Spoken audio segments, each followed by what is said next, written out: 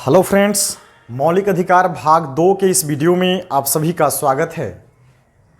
और आज की इस वीडियो में जो मौलिक अधिकार के कुछ भाग बच गए थे उसके बारे में अध्ययन करेंगे और याद करने का प्रयास करेंगे। यदि आप इसके पहले वाले वीडियो नहीं देखे हैं तो आप प्लेलिस्ट में उसको जा करके देख सकते हैं। तो चलिए आज जो हम आपको समझाने वाला हूँ आर्टिकल 27 से लेकर 35 तक। तो चलिए इस वीडियो के माध्यम से हम आर्टिकल को समझने का प्रयास करते हैं। सबसे पहला आर्टिकल 27 अनुच्छेद 27 क्या कहता है?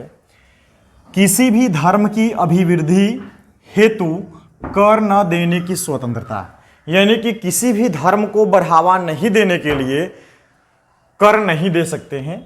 ये हमारी स्वतंत्रता है, कर दे या फिर नहीं दे, चंदा दे या फिर नहीं दे।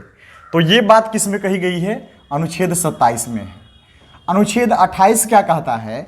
शिक्षण संस्थानों में धार्मिक शिक्षा, धार्मिक उपासना में उपस्थित होने या न होने की स्वतंत्रता। कोई ऐसी शिक्षण संस्था है, कोचिंग वगैरह, और वहाँ पर कोई धार्मिक उपासना हो रही है या धार्मिक पूजा पाठ हो रहा है, तो उसमें हम शामिल हो या फिर न हो, ये हमारी स्वतंत्रता है।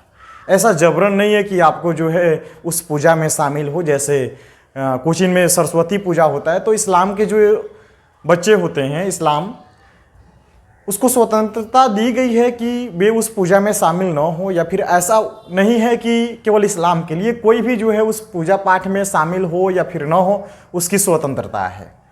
तो ये बात कही गई है आर्टिकल 28 में। आर्टिकल 29 और 30 आपको जो है एक साथ याद रखना है। आर्टिकल 29 और 30 जो है अल्पसंख्यकों से संबंधित है। अल्पसंख्यकों के हितों की संरक्षण का अधिकार आर्टिकल 29 के तहत है। अल्पसंख्यक किसको बोलेंगे? जो भाषा और धर्म के आधार पर अल्पसंख्यक है, जैसे में जैन, बौद्ध, पारसी, सिख, ईसाई, इसके अलावा मुसलमान हो गए, मुस्लिम हो गए, ये सब जो हो गए अल्पसंख्यक हो गए। तो उन अल्पसंख्यकों के हितों की संरक्षण का अधिकार ये आर्टिकल 29 देता है। आर्टिकल 30 के तहत सुनिए, अल्पसंख्यकों को अपने धर्म की प्रचार प्रसार करने की स्वतंत्रता है।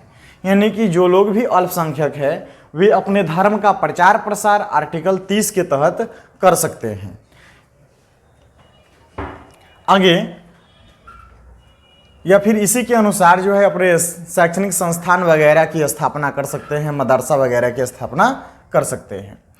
अनुच्छेद 31 संपत्ति का अधिकार था, इसको क्या निरस्त कर दिया गया?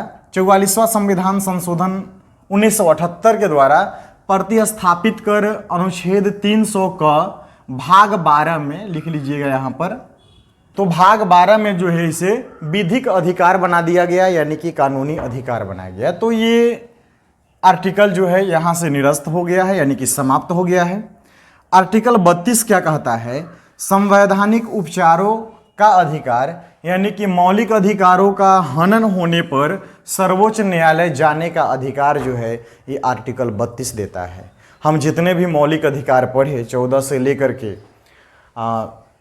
30 तक, 31 तक, 30 तक, इनमें से किसी भी मौलिक अधिकार का हनन होता है तो आर्टिकल 32 के तहत हम डायरेक्ट सुप्रीम कोर्ट यानी कि सर्वोच्च न्यायालय जा सकते हैं। ये मेरा अधिकार है।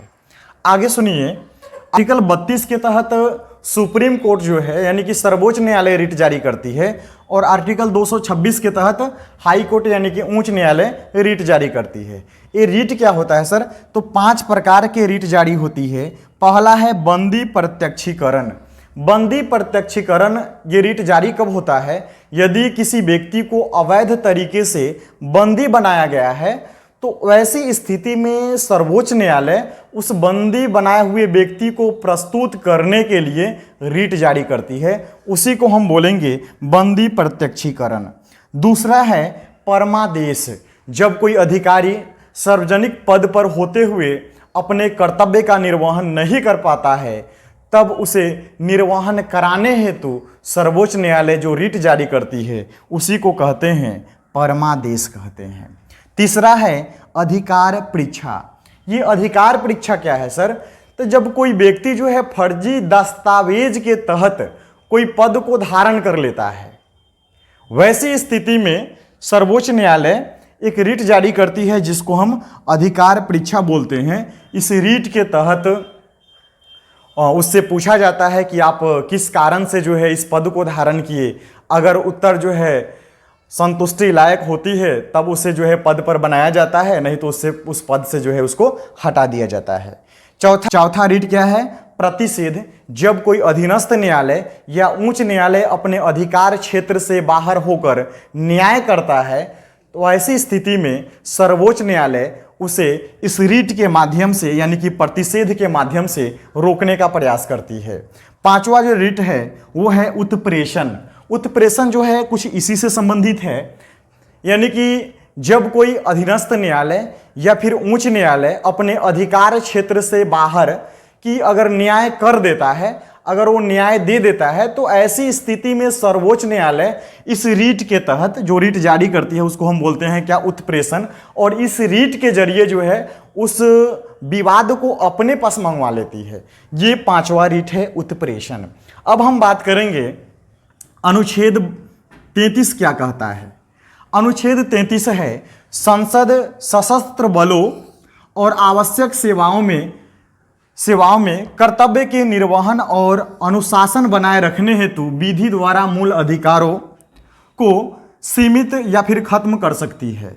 यानी कि सशस्त्र बलों में कुछ ऐसी सेवाओं और सेवा या फिर कर्तव्य के पालन के लिए क्या करती है सरकार या संसद, उसके अधिकार को यानी कि मौलिक अधिकार को जो है समाप्त कर देती है या फिर सीमित कर देती है।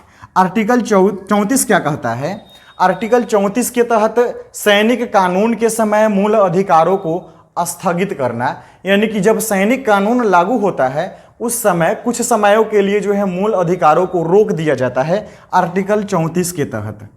ठीक है। इसके अलावा आप ध्यान रखिएगा कि अगर कोई सेना में है, अगर उसको गोली लग जाती है तो ये मौलिक अधिकार का हनन नहीं माना जाएगा। आगे यानी कि सरकार के विरुद्ध जो है वो कंप्लेन नहीं कर सकता है।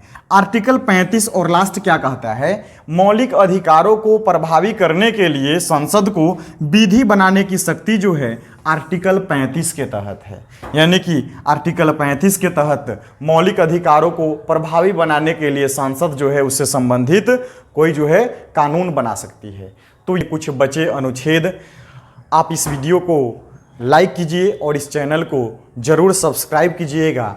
अब आगे आपको कमेंट कर बताना है कि जो स्वतंत्रता का अधिकार है क्या उसे जो है और ज़्यादा बेहतर तरीके से और उसे डीपली क्या बताया जाए या नहीं, ज़रूर बताइएगा। मिलते हैं नेक्स्ट वीडियो में, तब तक के लिए जय हिंद।